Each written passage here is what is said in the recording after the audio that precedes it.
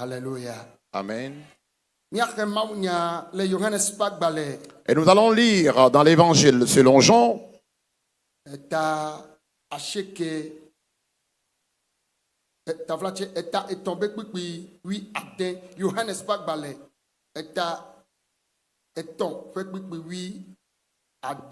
L'évangile selon Jean, le chapitre.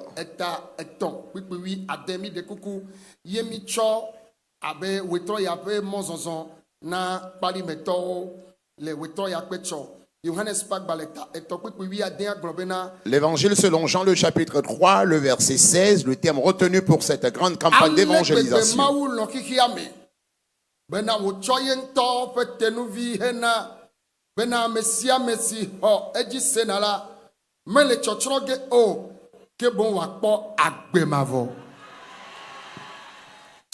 L'évangile selon Jean, le chapitre 3, le verset 16 nous dit: car Dieu a tant aimé le monde qu'il a donné son Fils unique, afin que quiconque croit en lui ne périsse point, mais qu'il ait la vie éternelle.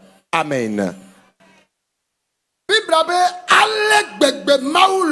La Bible déclare: car Dieu a tant aimé le monde qu'il a donné son Fils unique,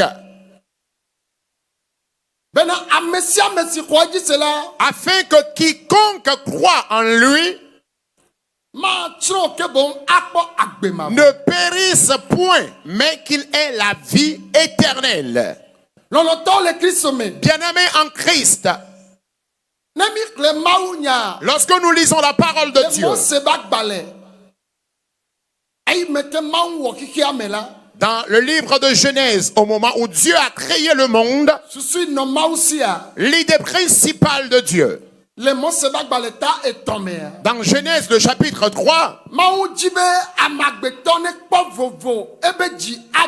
Dieu voudrait que l'homme ait la quiétude, la tranquillité, la paix du cœur.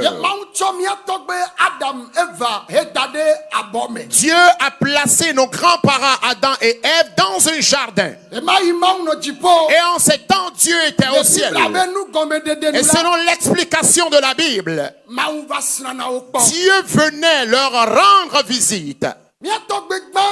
Et ses premiers grands-parents, ses premiers aïeux,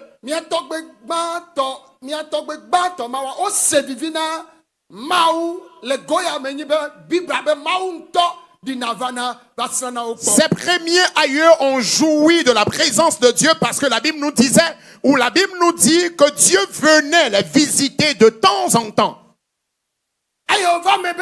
Et il arriva donc que dans l'institution de Dieu,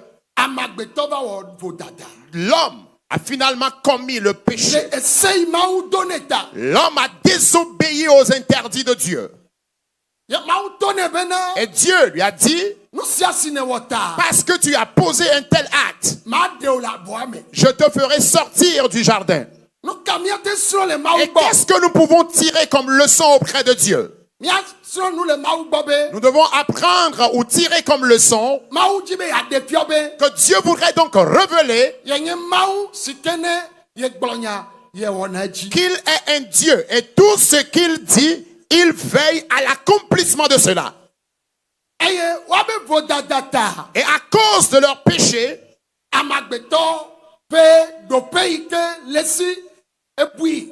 l'homme a perdu donc son rang et sa position qu'il avait auprès de Dieu. Car la Bible nous dit que c'est le diable qui s'est transformé et qui est venu séduire la femme. Et par cette séduction, la femme aussi avait emporté son mari. Mais l'être humain, malgré qu'il ait perdu sa position, son rang, la Bible nous dit que Dieu continuait toujours par réfléchir. Car Dieu voudrait donc que le premier amour qui a existé entre l'homme et Dieu, que cet amour revienne encore.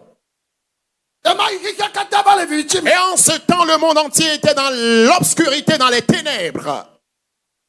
Et Et l'être humain aspirait donc au salut. Et ce salut, Dieu l'avait donc envoyé au travers de son fils Jésus. La Bible nous dit qu'à l'époque, il a eu une grande réunion au ciel avec des milliers d'anges. Qui ira me les sauver? Le livre d'Ésaïe nous dit qu'il y a eu un silence absolu au ciel. Et Jésus a dit, Père, j'irai. Jésus-Christ est venu au moment où le monde était dans le péché. Et l'être humain recherchait le salut par plusieurs moyens. Et même dans les épreuves, dans les difficultés, que ce soit les difficultés spirituelles ou encore physiques, l'être humain cherchait la solution à ces problèmes. Et Jésus est venu. Le projet de Dieu que Dieu a formé par l'amour qu'il témoigne au monde, jadis, alléluia, amen, au moment où le monde entier était encore dans les ténèbres, et Dieu a voulu refaire une nouvelle alliance avec le monde. Il appela premièrement Abraham. Et en Abraham, et Isaac était engendré. Isaac engendra Jacob. Et Jacob, Dieu l'a encore surnommé Israël. Et Dieu appelait ce peuple son peuple à l'époque. Et Dieu a encore finalement vu, il a constaté que le monde où les humains se multipliaient et le péché aussi ne faisait que s'accroître. Car là où il y a plusieurs personnes, il y a l'abomination qui s'accroît. Et ce salut ne sera plus destiné uniquement aux enfants d'Israël, mais Jésus, lui, il viendra pour sauver le monde entier. Pour cela, le livre des Romains dit, le péché est venu par l'homme au commencement.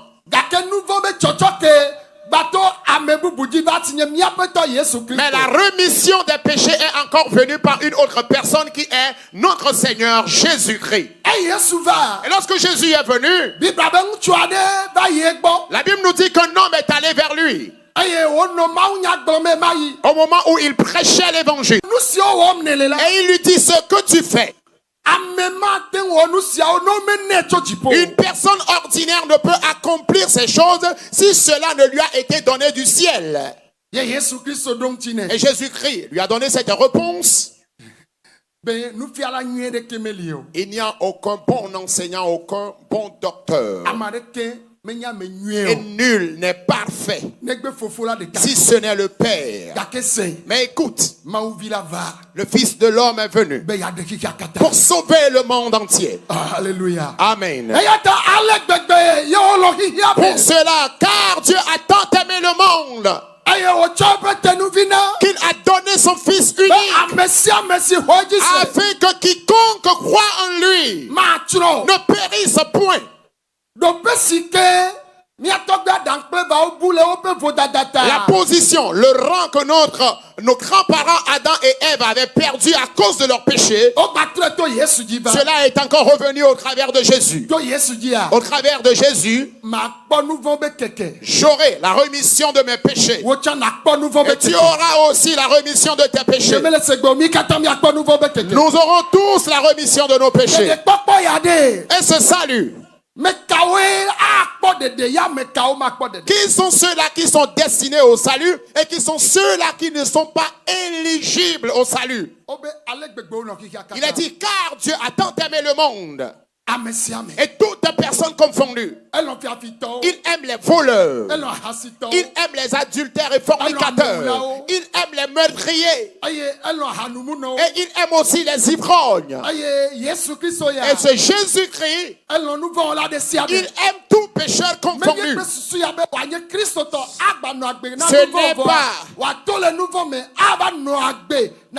Ce n'est pas dans l'intention d'être chrétien et de demeurer pécheur, mais de sortir de ce péché et de vivre une vie de sanctification. Pour cela, cette nuit, population de Balimé, et je m'adresse également au monde entier.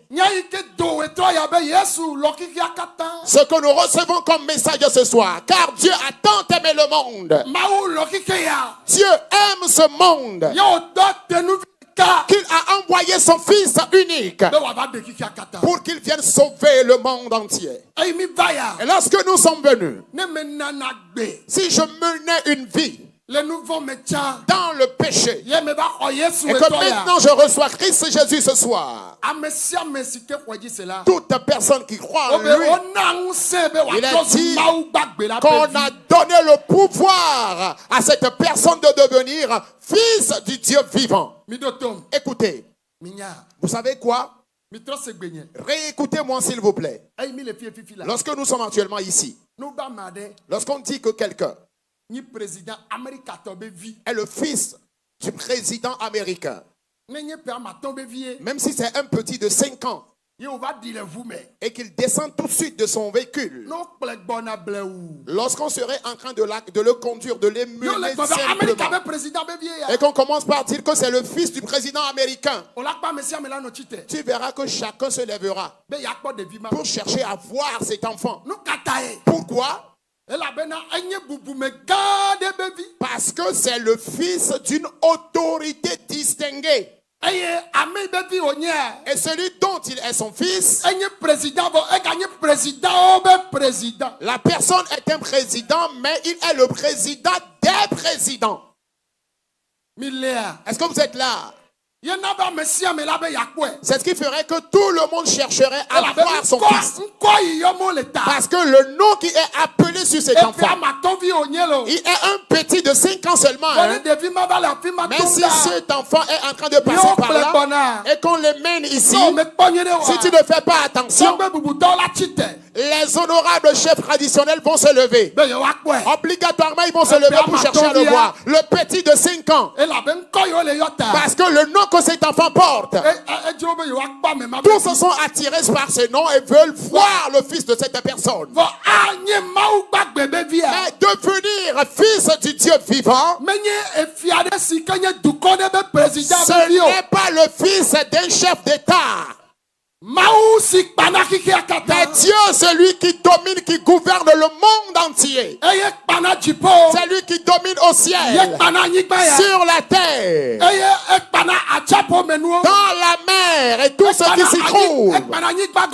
Il domine dans les minières du sous-sol. Et on le dit que si tu reçois Jésus, tu deviendras le fils du roi des rois. Oh, vous n'êtes pas présent ici. Je dis, si tu reçois Jésus cette année, tu deviendras le fils du Dieu vivant chrétien. Va-t-on t'obliger avant que tu ne répondes amen? Alléluia. Amen. Alors je suis enfant de Dieu. Il n'est pas question de payer un prix avant de le devenir. Il n'est pas question de payer un prix avant de devenir enfant de Dieu. Mais les gens malheureusement méconnaissent cette valeur, cette importance. Mais devenir enfant de Dieu,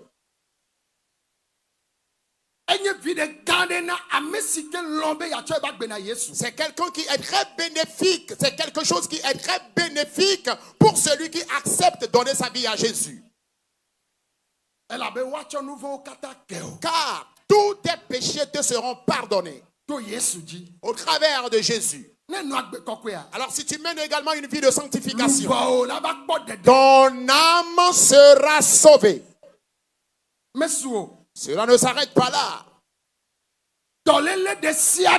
Toute maladie confondue, tout fardeau confondu, toute difficulté confondue,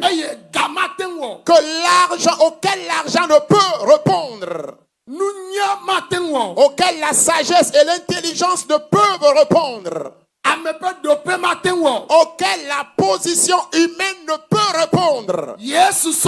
Jésus est prêt. Celui qui est venu pour sauver le monde est prêt. Il est prêt pour ôter les fardeaux lourds. Amen. Répondez Amen. Je suis enfant de Dieu au travers de Jésus. Et à travers Jésus, je serai héritier de la vie éternelle. Cela ne s'arrête pas là. Écoutez. Tous les fardeaux que je traîne, il est prêt pour ôter ces fardeaux. Est-ce que vous êtes là? Ah non, apparemment vous n'êtes pas là. Que tes fardeaux demeurent.